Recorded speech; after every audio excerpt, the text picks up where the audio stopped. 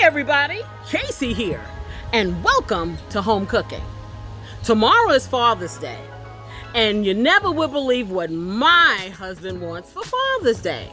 He wants to grill. Yeah, Father's Day is important in this house.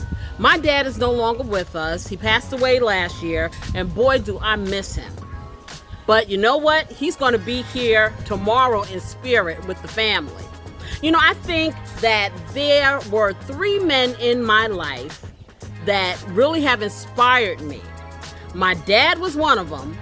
My baby brother was number 2. The both who are no longer with us. But what I got right here is number 3, my husband. Yeah, he is the man. He also is the grill master. Now, my dad thought he was the grill master. And until I met my husband, I would have agreed. I never told him before he passed away, hey, he passed that baton on to my husband, because my husband can do some grilling. That being the case, we're going to give this father that will be present tomorrow exactly what he wants, a day of grilling. But we're going to start early. We're going to do the chicken today. Speaking of which, we're going to do a method called spatchcock. Yeah, I said spatchcock. What is that? Hey, you gotta watch to see. But I will tell you this. A spatchcock chicken that is grilled, ooh boy, it's gonna be some of the most flavorful, delicious, tender, succulent chicken that you ever tasted. And if you wanna know how we do it, or should I say, the grill master does it, hey, stay tuned. Grab a bit of this and a dash of that. Mix it up below. That's home cooking. Okay, we have lemon pepper seasoning, Lowry seasoned salt, Casey's blessing, Sazon, because I love that stuff, black pepper, bacon fat, 3 cleaned and dried spatchcock chickens. Okay, I know. You want to know, what the heck is a spatchcock chicken? Well, it's really simple. It's just whatever chicken or bird you want to cook, and you take the backbone out of it. This is going to allow it to lay really flat. And the reason why you want it to lay flat is so you can get all those lovely seasonings all over or inside in every crevice of this bird. It also is going to allow you to cook this bird more evenly and faster than you would normally be able to do if it was all together. So when you're grilling, when you're broiling, or when you're baking, hey, it's going to make your bird all good. Now, let me get over here and start seasoning this bird. If you know anything about me by now, you know I got some foil on my counter and I'm going to lay the bird down flat on here. I'm going to take this bacon fat and I'm going to rub it all over this bird on one side in every crevice. Oh, yes, I am. And then I'm going to flip it over and I'm going to do the same thing, and it's going to look just like this. Now, I'm going to come and I'm going to do what? I'm going to make it rain with some of my Casey's blessing. Now, I know I've been talking about Casey's blessing. And I tell you, I never knew it was so much red tape to getting a product out to the public. But I'm still working on it. I'm not going to give up. So, until I can get it out to you, and if you're not sure what to use to season your meats, your chickens, whatever the case may be, this is my suggestion. Go over to your local grocery store. Go to the seasoning aisle. Start reading the labels.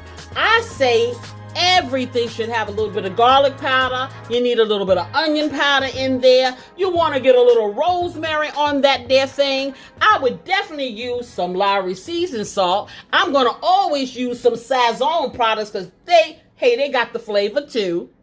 And I like to use this lemon pepper on this particular recipe because it gives that little tang when you're grilling. And that's another thing.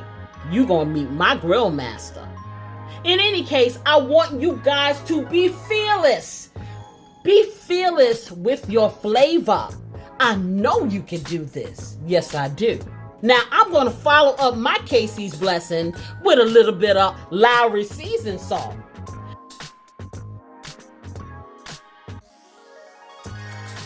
I'm going to hit it up with my fave Sazon. And I'm going to get that Sazon like all over that there chicken. Yes, I am. And after I get that Sazon on there, we going to do what? We going to get a little tang from that lemon pepper.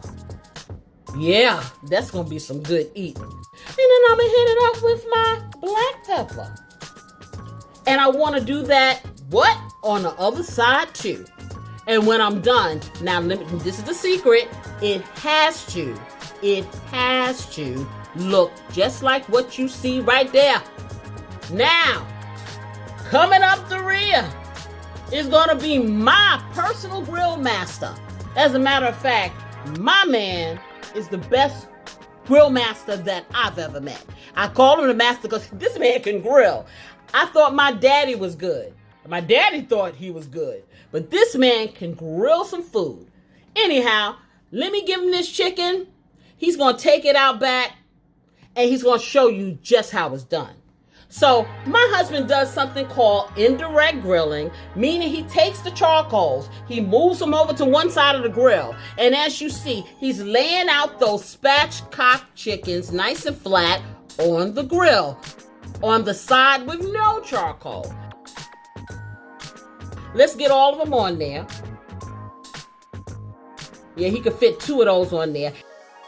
And then we have a part to our grill that's up top that really gives you that indirect cooking. Once he gets it on, he closes the lid. He cooks this chicken for about an hour and a half. And about an hour, 15, hour and a half, depending.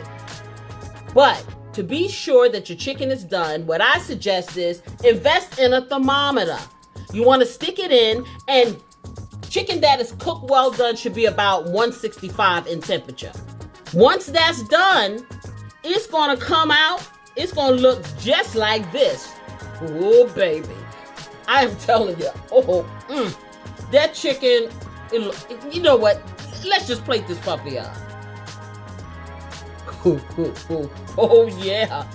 Look at that chicken. You can see the seasoning just popping off of it. The chicken is so moist. It smells so good.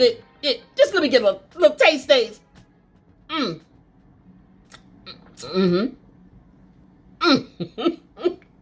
Oh, yes, he did. He did it again.